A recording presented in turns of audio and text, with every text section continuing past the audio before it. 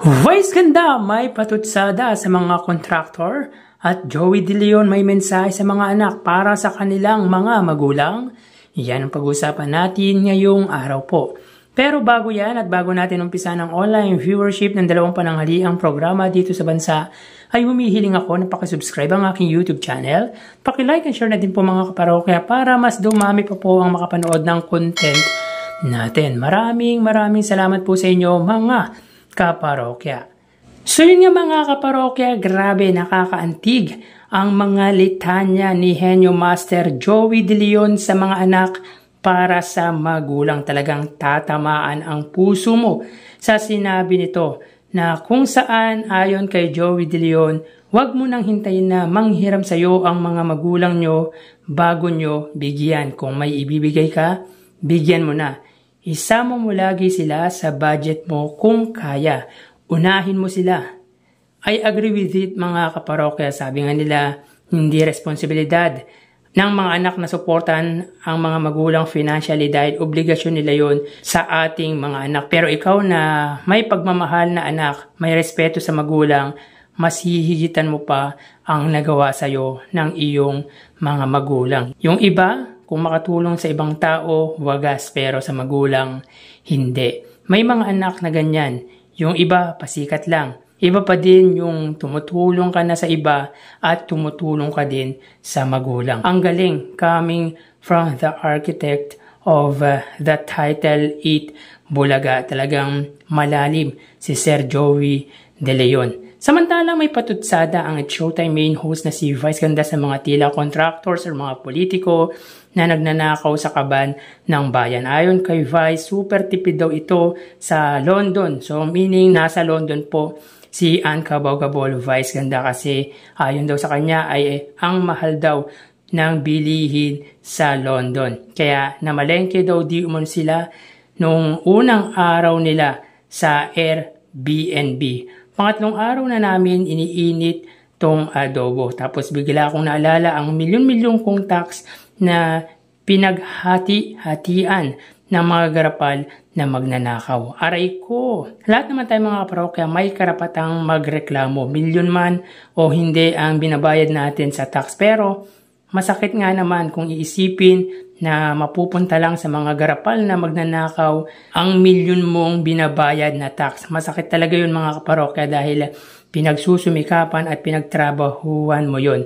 Tapos ganun lang kadali nakawin ng mga mapanlamang na politiko at konektado sa mga ito. Kaya hindi din natin masisisi si Vice ganda kung may patutsada ito sa mga mandarambong sa kaban ng bayan. So tara ating alamin ang online viewership ng dalawang bigating noontime shows.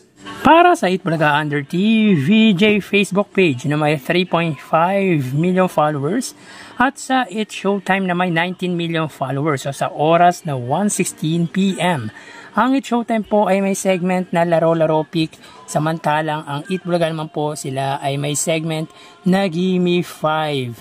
So dito mga kaparokya, ang It Showtime po ay may 3,000 live viewers, samantalang ang It Bulaga po mga kaparokya ay may kasalukuyang live viewers na 5,700 viewers. So again sa oras na 1:16 PM, ang It Showtime ay may 3,000 live viewers at ang It Bulaga naman po ay may 5,700 live viewers. So pagdating mga kaparokya sa Facebook Live ay lamang po ng 2,700 live viewers ang It Bulaga. So mapunta tayo sa TV Network YouTube channel ng dalawang noontime shows.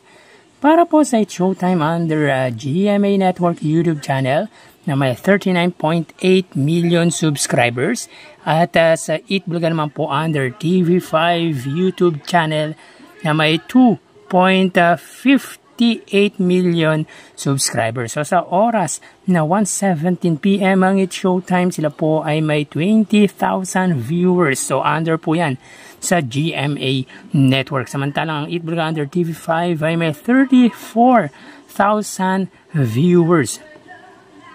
So again, sa oras na 1:17 PM, ang It's Showtime under GMA Network, sila po ay may 20,000 viewers at ang Itbulaga under TV5 YouTube channel ay may 34,000 viewers. So pagdating sa TV Network YouTube channel mga parokya, ay angat po ng 14,000 viewers ang TV5 against sa GMA Network. So, mapunta tayo sa main YouTube channel ng dalawang noontime shows para po sa It's Showtime under ABS-CBN It's Showtime na may 2.68 million subscribers at sa Itbulaga naman po under Itbulaga at TVJ YouTube channel na may 1.63 million subscribers. So, sa oras na 1:18 PM ang It's Showtime, sila po ay may 73,000 live viewers at ang Itbulaga naman po ay may 174,000 live viewers. So 100,000 views ang lamang ng Itbulaga pagdating sa kanilang main YouTube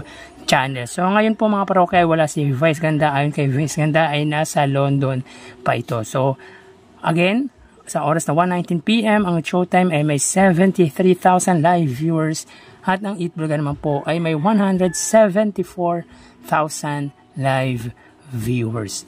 So, bali, ang total na nakuha ng dalawang noontime shows ay, mga kaparokya, bali, ang total na nakuha ng dalawang noontime show para po sa It's Showtime ay 96,000 total views at ang Itbulaga ay 213,000 total live viewers. So, again, ang It's Showtime ay may 96,000 total live viewers at ang Itbulaga ay may 213,000 total live viewers. So, dito mga kaparokya, natambakan na naman po pagdating sa views online ang It's Showtime ng Itbulaga at lamang po ang Itbulaga dito ng 217,000 total views. Yan po lumalabas sa kanilang online viewership as of 1:20 PM. So magpapaalam na po sa inyo mga parokya, magsingat po tayo. Thank you and God bless.